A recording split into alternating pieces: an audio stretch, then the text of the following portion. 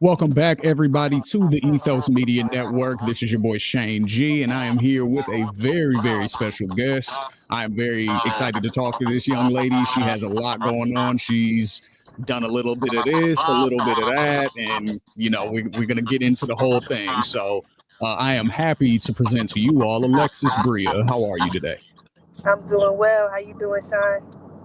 I'm doing wonderful. Thank you very much for being here today. Definitely appreciate I it. appreciate you. Your name is Sean, right? You said Sean G. It's Shane. It's Shane. Shane G. Shane. I'm Yeah. sorry. I'm still stuck in the other interview. His name was Sean. Shane G. Hey, What it is. What it that's a is. common Thank you for mistake. having me. My bad. Thank you for having me on the Ethics Network today. I appreciate you. Absolutely. Absolutely. I'm definitely happy to have you here. So let's start from the beginning. You were born in South Carolina. Did Yeah, you grow up in South Carolina? I did. Hopkins, South Carolina is where I'm actually from. Little small town right outside of Columbia, South Carolina. Um, Grew up, born and raised. A lot of my childhood, I've been kind of back and forth between the New Jersey area and the New York area, and Hopkins, South Carolina, Eastover, all of that down there in the sticks in the woods. That's where I'm from. Okay. Okay. Mm. So yeah, you brought up New Jersey and stuff. So we'll get into that a little Now, bit where we later. at? So yeah, just tell me about growing up in South Carolina. Yes. So my mom and my mom's family is from South Carolina, and my dad's side of the family is from Brooklyn originally. So kind of been back and forth since I was a kid. Both areas. My uncle that kind of raised me lives out in South Jersey, so Lumberton, New Jersey, closer to where Philly is. And I got a lot of family up and down in that area, all the way from Philly to Jersey to New York to Brooklyn to Queens and Bed-Stuy and all of that. So kind of just been back and forth, bouncing around. Got you. So true East Coast though, all day. Oh yeah, all East Coast all day. Yeah, for sure. I got you. I got you. So you are, I'm going to list off all of the things that I read that you are. You might be more than this, but I'm going to list off these 5 things. So you're a singer, you're a songwriter, you're a model, you're an entrepreneur, and you're an activist. Actress as well. Actress. And an actress as well. Okay, so Actress, we got and I the do 6 things. do a little rap in my as well. But like modeling, I haven't done that in like so long. I want to say that was just like back in the day, like college days. I got into like a college a thing we had, like we used to model everywhere, and I did it when I was younger as well, but I haven't really been modeling as of lately. I've just been doing more of the acting and singing and the songwriting and all those things. So yeah. So what came first? What was it singing first? Were you an actress first? Were you doing Yeah. plays, I musicals? What was going started on? I started out singing in church. My mom is actually a pastor, so I've grown up in church my entire life, playing instruments, just kind of dibbling, dabbling in everything music. So I think I sung my first song when I was 3, and I recorded my first song when I was 10. Okay. Hmm.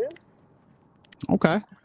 And then, so what led to the next thing? I guess was it singing that led to songwriting, or what? How did Singing. your path go? So singing led to songwriting. I started more songwriting when I got right out of high school. I went straight to New York, back to where my father is originally from, and so I went there, and I was working with Zulu Nation and a lot of Mm, people like Ice T, Ice Cube, and I was kind of signed to this guy's name is Damaka Management. So I had a lot of ties to a lot of older people like Ninth Wonder, where they were making beats for me, like if you know hip hop, then you know who Ninth Wonder is. He produced for Erica you Badu, so saw I my kind of linked face, up with him yeah. when I was about 18. Yeah, yeah, he linked up with him when I was about 18, and I started, trying to work. Like he was producing some beats, and I was singing on some beats. Just kind of pitching them out to major artists at the time. Got a lot of placements at that time, so that's kind of what led to the songwriting next. After the songwriting, I started freestyling, just getting my followers up. Just freestyling, rapping was so much fun for me, and it was pretty hot back then. Like a lot of female rappers started to really get back into rapping, so I kind of capitalized off of that and just started freestyling on my page, and it started going viral. So it's like I do everything. I'm just a writer, you know what I'm saying? But as of the last 5 years, I've gotten into acting. I got my biggest break. I had done before like BMF, Tyler Perry, and some other stuff, but then I ended up landing a role on The Color Purple as a background actress. But after I met Oprah Winfrey, I was able to become the stand-in for Sophia and Celie, the roles of Color Purple and Daniela Brooks and Fantasia. So I was able to understudy for both of them in that movie for about a year and a half, and that kind of started the journey to, it didn't start the journey to me acting. I kind of always did it, but it kind of picked me back, put me back where I had left off pretty much. Started doing some Yeah. stuff like that, and then ended up landing another role on Fight Night, the $1 Million Heist on Peacock with Kevin Hart, Samuel L. Jackson, a lot of other heavy hitters. So was able to work with Taraji at least twice, and she was actually the one who gave me a lot of my screen time in Fight Night. That's tight. That's tight. Yeah. Now, I actually had a specific question about something you brought up, so I'll go ahead and jump forward a little bit. What was it like on the Color Purple musical? Oh my Because you said God. a name there, Daniela, shout out my homegirl Tasty, of course, Yeah. so how was that experience? Oh man, it was probably like one of the biggest experiences of my life. I think just meeting Oprah, like I don't know. Like I literally, she saw me. I saw her. She was like, "Yo, you are so beautiful. You're perfect for my movie." And interacting with Halle, I think that what sparked the whole controversy was Fantasia was actually looking for me on set because her mom and my mom was actually like. My mom is a pastor, as I mentioned before, so they were like coming back and forth to each other's churches at the time, and so we had kind of already knew who each other were, but we wasn't able to officially meet. So whenever we actually got onto the set, Fantasia was looking for this girl named Whitney, and that kind of sparked a lot of people like, well, who in the world is this girl Whitney? Like Alexis, Mhm. who is that? So after she found me, I actually reminded Halle Bailey that my uncle and her, the one that I was talking about in New Jersey, and her grandfather and her mother, they actually do real estate together. So I was able to introduce my face to the name, and they both knew exactly who I was, and kind of embraced me as family. So I was able to like take some pictures on set, and after that, then Oprah was like, "Well, we got to see who this girl is. Like if she knows these people, we trying to figure out if she know the background, and let me meet her." So she pops up, and I ended up having a conversation with her, and it just went on from there. That's amazing. It's small world, and then the connections that you make along the way, you just never know where they're gonna lead to Right. later on. Like you said, your Exactly. uncle and then was doing real estate together, and then it led Yeah, to their grandfather, Halle and Chloe Bailey, their grandfather, and my uncle, the one that lives in New Jersey. They've been working as business partners for over 30 years. He actually invested into those girls when they were younger. So it kind of full circle moment of just meeting them and getting able to put a name to the face. And she was like, "Oh yeah, Colonel, that's my grandfather." And so now he's actually working alongside with their mother because their grandfather retired. So it's an even closer connection now. But it's happening. that's It's all beautiful. happening. That's beautiful. So Hmm. you've said some names on this interview. All right, you done said Oprah. You done said Yeah. Taraji. We done Hmm. already mentioned Daniela. You done mentioned Halle. You done mentioned Chloe. But Hmm. again, this is more on the acting side. On the music side, though, you got some names too. You got Lil Yeah. Wayne. You got Cardi B. You got Hmm. Tank. You got Belle Biv DeVoe. Yeah, What's up? Plies, Talk to me about that. Camel Tones, just different performances. I did CIAA. I opened up for Chubb Rock, BBD, Belle Biv DeVoe, and Shout out Trub Rock. yeah, Chubb Rock. Shout out to him. He's really been a big supporter ever since he saw me perform. He's been a fan, so definitely still got a good connection with him as well. Opened up for Mr. Cheeks, Sunshine Anderson, festivals. I've done World Culture Festival down in DC with Curtis Blow. Just a lot from it ranges from old school to new school. Like it just doesn't even stop. Like when it comes to connections, I think that networking is the biggest part of they're gonna be the biggest part of anybody's career. So everything kind of just happened naturally for me. It wasn't like I went out looking for it. It just kind of always been in the right place at the right time, always and just kept my head down and just did what I was supposed to be doing. And eventually those connections came about. So just And then people just showing love, like, yo, let me put you on this show. Let me make sure I actually won the show with Fall Ball. That was Cardi, Lil Wayne, Tory Lanez, 2 Chainz, in Columbia, South Carolina, at the Colonial Life Arena. That was one of the biggest concerts that I did back in 2017. But that's kind of what pushed me out there as a rapper and a singer at that time. So, it's kind of just been like whatever flavor you need for whatever performance I can bring, I'm gonna give you that. I can do whatever it is. So I think that being versatile has helped me land a lot of shows. So that's how I'm gonna say that I was able to connect. Would you describe your music that way as well? Like, because you just Oh named yeah. people that do all different types of music. You know what I mean? You said, Mhm. again, your Lil Wayne's, Cardi B's, but then you can go to Tank, then you can go to Mhm. Sunshine Anderson, then you can. These are Mhm. all, they're all urban artists, but it's all over the spectrum. It's R&B, it's soul, For it's sure. eclectic hip hop, it's trap, Mhm. it's all these different things. How Mhm. does your sound fit into all of that?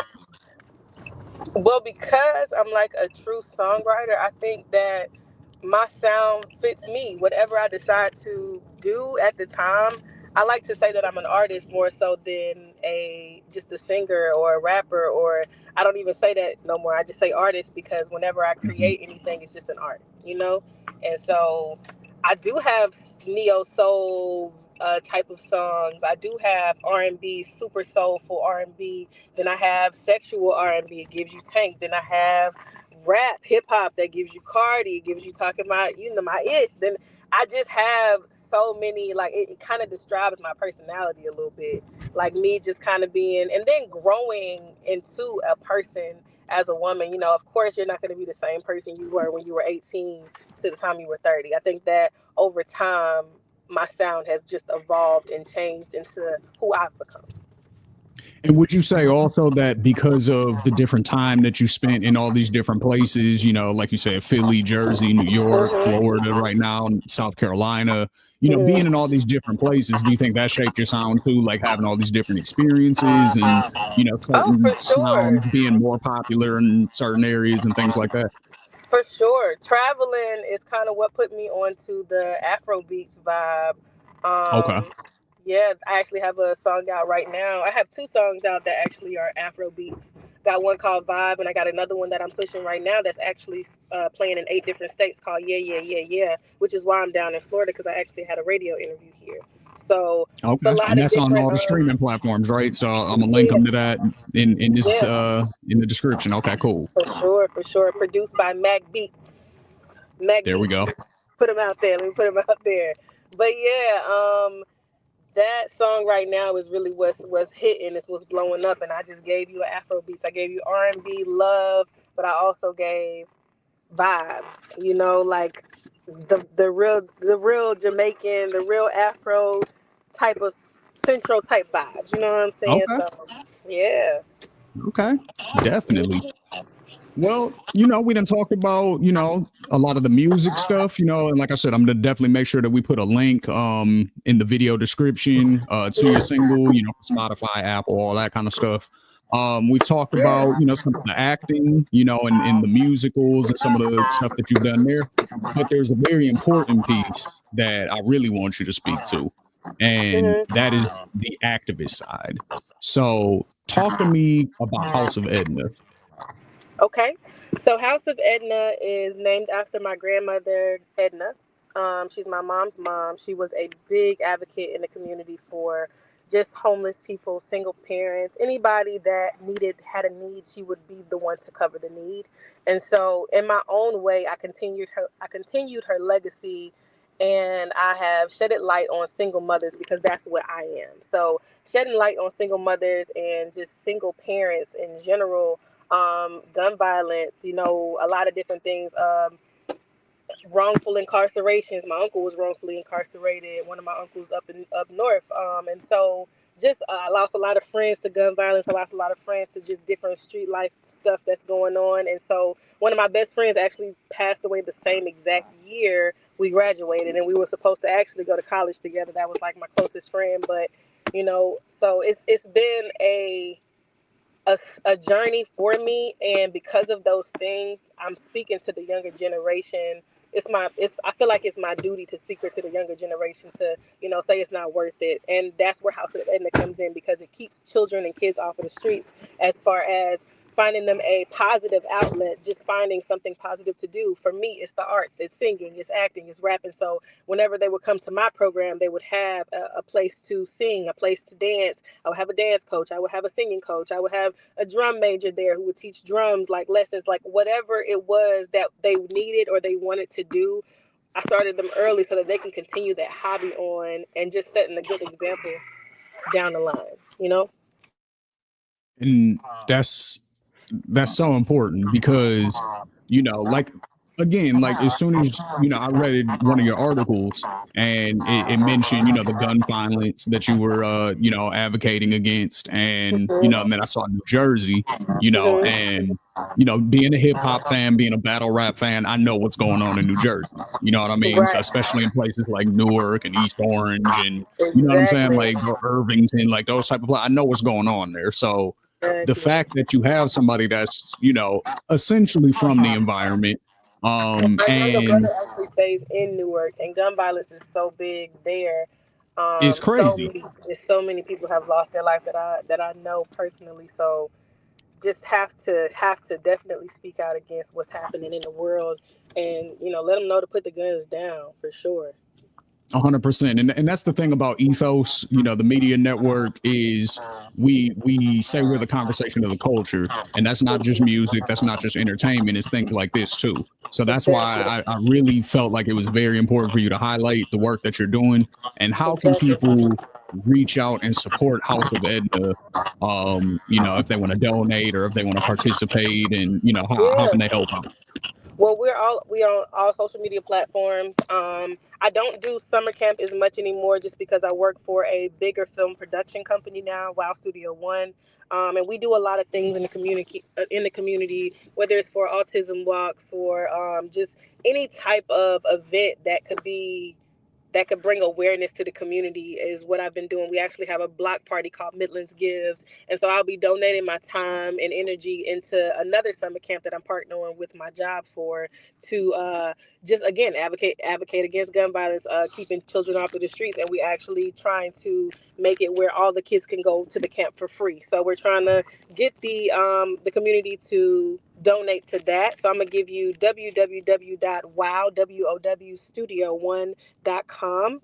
We're out on all those platforms, and if you would love to donate to that company, that is my daytime job that I work at during the week.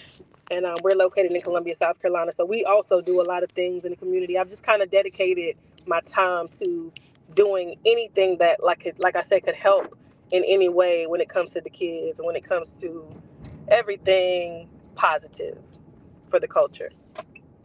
That's right. That's right. I love to see it. I love to see it. So, I'm definitely, I'm rooting for you. I'm gonna, like I said, make sure to post these links and share so that other people can help out as well. Definitely want to spread the word, because we need more people doing what you're doing. So salute for sure. Thank you. Where can the people follow you? House of Edna also has a Facebook and Instagram page. There you HOS go. of Edna, EDNA. That's out there. But for me, as far as the artist, the actress, and the activist as a person, my social media outlets is Alexus Bria, and that is ALEXUSBRIA. The same way you see it on the screen on Instagram, it's the underscore right in between the X, the S, and the B. And then on Facebook is Real, REAL, Alexus Bria. And what's the what projects and what songs and what movies and plays and everything? What's the next thing that you got coming? Where can we find you next? I just wrapped up a stage play. I actually was the comedic relief, and it was in Columbia, South Carolina, but we're probably taking it on the road soon. So I'm thinking that we might be doing that. But I actually got a compliment from the owner of the theater, who said I was the best comedic relief that the theater has seen since it's open. So I kept everybody laughing so hard that they cried, which is a great compliment for it to be my first stage play. So that was amazing to do. I'm still going to be doing theater. I'm definitely going to be performing at the Midlands Gibbs Block Party in Columbia, South Carolina. I got some other shows coming up. I don't want to talk too much on them right now because it may be a tour, it may not be a tour. I'm not exactly sure yet. But yes, and some shows, some movies working on. Again, I think I was invited on a new Tyler Perry set, Sister Season 9. So I could possibly be on there soon as well. Just a lot of different things. I'm still going to keep it moving the way it's moving. That's right. That's right. So, in the meantime, catch her on a stage near you, catch her on a big screen near you, catch her on a TV set near you. Probably catch her on stand-up page near you because she's funny too, apparently. No stand-up, but I am pretty funny though. So that's out there. But in the meantime, make sure y'all check out all of my singles out. Check out my album. I got an album out called Rapper by Day, Singer by Night. Half of the album is rapping, the other half is singing. I got singles out there. Got Afrobeat singles out there. Like I said, yeah. It's blowing up the states and the airways right now. So go check that out. It's on all platforms. I got a song called Ultimatum, the same as the play that I just did, The Ultimatum. It's out on all streaming platforms as well. So I got a lot of things for you to check out in the meantime. Just type in Alexus Bria on wherever you stream your music at. On Google. All her stuff's gonna pop up, and it's gonna be fire. So just check it out. Check it out. You're not gonna regret it. That part, for sure. Ms. Alexus Bria, I definitely appreciate your time today. Thank you very much for joining us here at the Ethos Media Network. Are there any final words that you want to give the people? Y'all, shout out to the Ethics Media. Shout out to Shane G for my interview. Such a loving personality, such a super dope person to just connect with. Thank you for having me on today. I'm so grateful and humble. I appreciate you. Yeah. I appreciate you for being here. So until next time, y'all, this is Shane G. This is the Ethos Media Network, and this has been Alexus Bria. Make sure you check her out. Until next time. Bye.